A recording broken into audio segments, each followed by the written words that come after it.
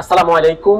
দূর ও কাছ থেকে, দেশ ও প্রবাস থেকে, যে যেখান থেকে প্রবাস খুঁটিনাটি ফেসবুক পেজ ও ইউটিউব চ্যানেল দেখতেছেন, সবাইকে জানাই আন্তরিক অভিনন্দন ও ভালোবাসা। সকল প্রবাসী ভাইদের জন্য কিছু গুরুত্বপূর্ণ আপডেট নিয়ে হাজির হয়েছি, যে তথ্যগুলো জানা আপনাদের জন্য খুবই জরুরি।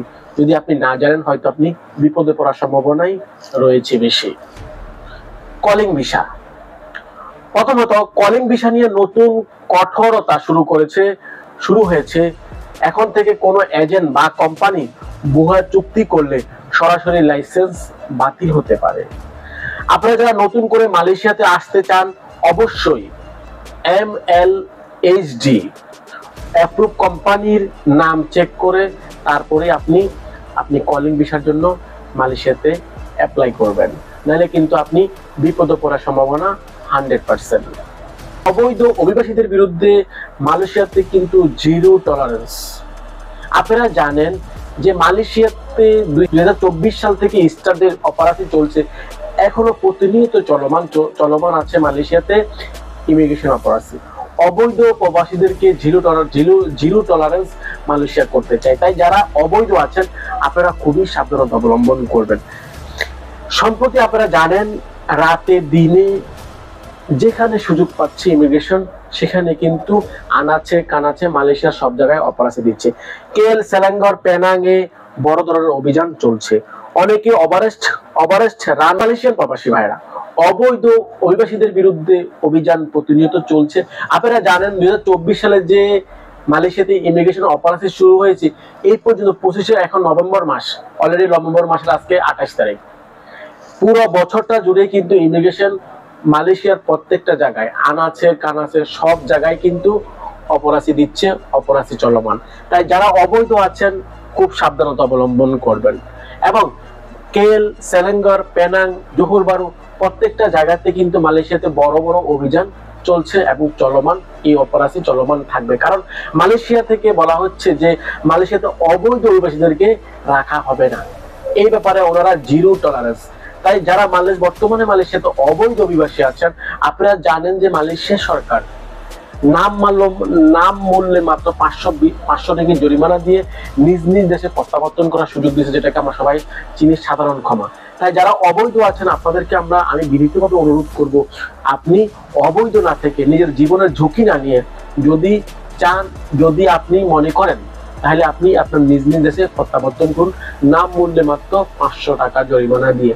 আর নয়তো যদি আপনি ইমিগ্রেশন অপারেশনে ধরা খান, তাহলে কিন্তু 10,000 রিঙ্গিত আপনার ফাইন করতে পারে ও 10,000 রিঙ্গিত আপনার জরিমানা করতে পারে। তাই যারা বর্তমানে মালয়েশিয়াতে আছেন, আপনাদেরকে রিকোয়েস্ট করব, 10,000 রিঙ্গিতের রিস্ক না নিয়ে মাত্র 500 টাকা জরিমানা দিয়ে আপনি নিজ দেশে প্রত্যাবর্তন করুন। এবং প্রিয় মালয়েশিয়ান প্রবাসী ভাইরা, আপনারা অবগত আছেন যে মালয়েশিয়া সরকার থেকে কিন্তু বলা হয়েছে বিদেশি শ্রমিকের সংখ্যা সীমাবদ্ধতাকরণ। এটা আপনারা আগেও শুনেছেন সোশ্যাল মিডিয়ার মাধ্যমে, আমিও কয়েকবার আমার বিভিন্ন টপিকস বিভিন্ন ভিডিওতে আমি আপনাদেরকে বলেছি। এই বিষয়ে আবারও নতুন একটা আপডেট, সেটা হচ্ছে মালয়েশিয়া সরকার চাচ্ছে যে বিদেশি প্রবাসীদের সংখ্যা সীমাবদ্ধতাকরণ। কারণ বর্তমানে মালয়েশিয়াতে ফরেন ওয়ার্কার আছে প্রায় 25%। ওনারা চাচ্ছে এটাকে আরো কমিয়ে 10 থেকে 15% নিয়ে আসার জন্য। তাই বিদেশি শ্রমিক যদি ওনারা সীমাবদ্ধতা করে, তাহলে সরকার বিদেশি শ্রমিক সংখ্যা সীমিত করতে চায়। এর ফলে যারা নতুন ভিসা প্রসেস ধীর গতিতে হতে পারে, কিন্তু প্রবাসীদের নিরাপত্তা অধিকার আরো শক্তিশালী হবে। তাই আপনারা খুবই সাবধানতা অবলম্বন করে, এবং যারা নতুন করে কলিং ভিসা মালয়েশিয়াতে আসতে চাচ্ছেন, এই বিষয়গুলা আপনি সুনজরে নিয়ে আসার পরে আপনি মালয়েশিয়াতে আসার চেষ্টা করবেন। প্রিয় মালয়েশিয়ান প্রবাসী ভাইরা, আপনারা জানেন যে মালয়েশিয়ার অনেক প্রবাসী আছে মোটরসাইকেল গাড়ি ড্রাইভ করে মালয়েশিয়াতে, কেউ নিজের পার্সোনাল ব্যবহার করে। কিন্তু এই বিষয়ে মালয়েশিয়া সরকার একবারেই একটা গুরুত্বপূর্ণ টপিক, সেটা হচ্ছে যে ড্রাইভিং লাইসেন্স ছাড়া মোটর চালানো 1,000 রিঙ্গিত পর্যন্ত জরিমানা হতে পারে। আপনারা জানেন আগে কিন্তু মালয়েশিয়াতে সচরাচর অনেক প্রবাসী কিন্তু গাড়ি চালাতো 500 টাকা, 200 টাকা, 300 টাকা জরিমানা দিত। কিন্তু এখন সরকার থেকে নির্ধারণ করা হচ্ছে যে যদি মোটরসাইকেল লাইসেন্সবিহীন যদি কোনো প্রবাসী মোটরসাইকেল ড্রাইভ করে, তাহলে তার 1000 রিঙ্গিত জরিমানা হওয়ার সম্ভাবনা রয়েছে। তাই এই বিষয়ে খুবই সতর্কতা থাকার চেষ্টা করবেন এবং রাস্তায় খুবই সতর্ক থাকার চেষ্টা করবেন।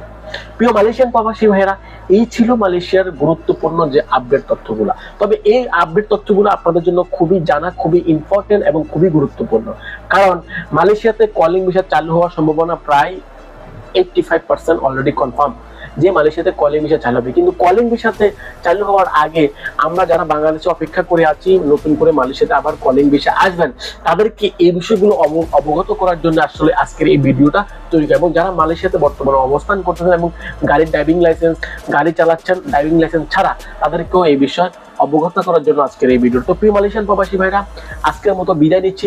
ভালো থাকবেন, সুস্থ থাকবেন। আবারও দেখা হবে অন্য কোনো আপডেট তথ্য ও ভিডিও নিয়ে। এই পর্যন্ত প্রবাস খুনিনারি ফেসবুক পেজ ও ইউটিউব চ্যানেল সাবস্ক্রাইব করে আমাদের সাথে থাকুন। আসসালামু আলাইকুম ওয়া রাহমাতুল্লাহি ওয়া বারাকাতুহু।